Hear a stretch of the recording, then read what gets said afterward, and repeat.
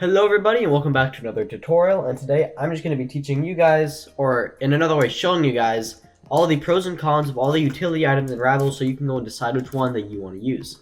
Now the purpose of this video is not to go and tell you this one is good, this one is bad, but merely just to go and say, here are the good and bad parts of this one, allowing you to go and better decide which ones you want to use. I will just be going from top to bottom between these, so Flashbang, Freeze, Ray, Grenade, Medkit, Molotov, Satchel, Smoke Grenade, Subspace, and Warhorn, and I'll just be explaining pros and cons and how to use them. Starting off with the Flashbang. So, the Flashbang is a utility, but you get 2 of them in your slot, as you can see on the bottom right. When you use the quick utility, it just simply throws out the Flashbang. The Flashbang works by anybody in their sight getting flashed for maybe 4 or 5 seconds. You're able to hold left click. As you can see, this is all that holding left click does. A right click will basically just lob it, and if you right click and run over the flashbang, then you are also able to have it go and flash behind you without you being flashed. Just like that. Another good technique for this is to go on left click up, and then go forwards, allowing you to go and flash people that are behind you or in front of you, and you don't get flashed. Releaseful technique. Oopsie. Now I'll go to the next item. But real quickly, the pros and cons of that, I would say, cons are it doesn't deal damage, and if your opponents look away from it, it's basically useless. But if you do flash them, you're able to deal a ton of damage, and it can be very useful then. Now for Freeze Ray. Freeze Ray is a super fun weapon, in my opinion. I actually used it quite a lot, just for fun. And generally, with this weapon, the main, combo you do is you would freeze, and then maybe do double headshot, and then a melee, just like that. With the shorty, you could also freeze them, then you could go shoot backstab just like that to get an insta kill. And this weapon mostly just focuses on freezing your opponent and then killing them instantly.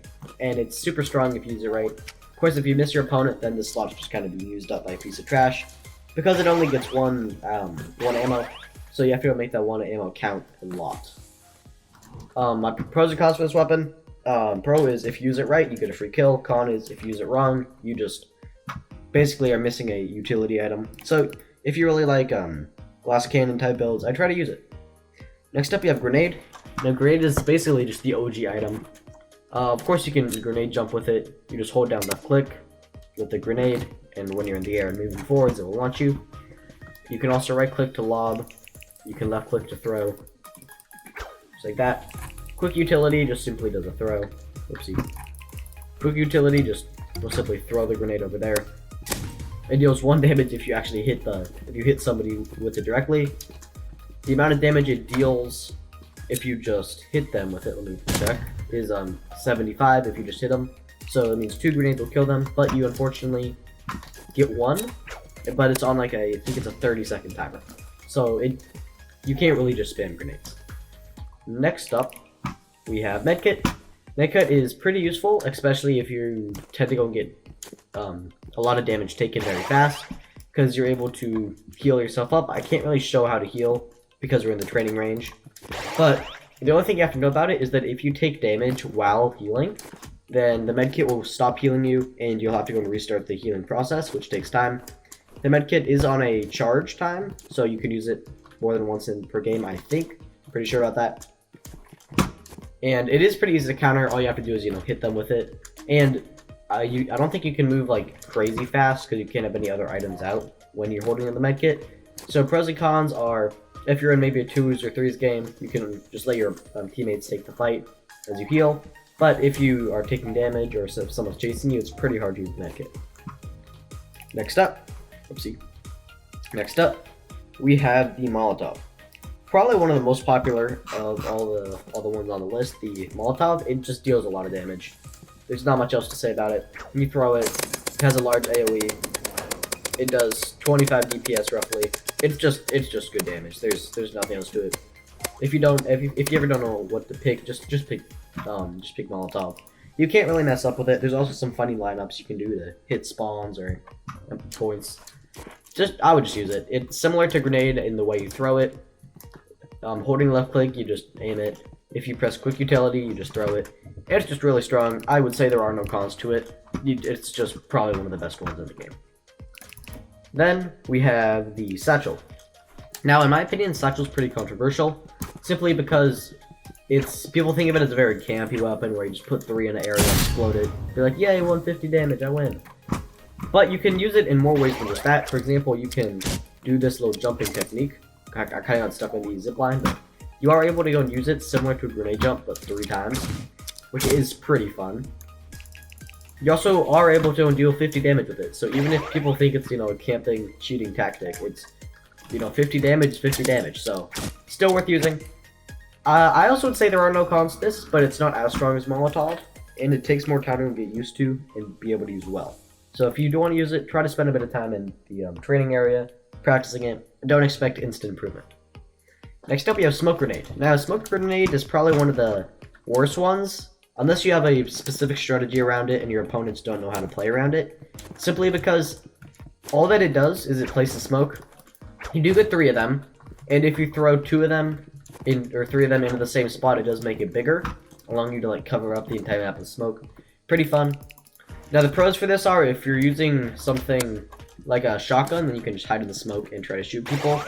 But the thing is that it's also able to go and cover up flares and flares and molotovs and flamethrower.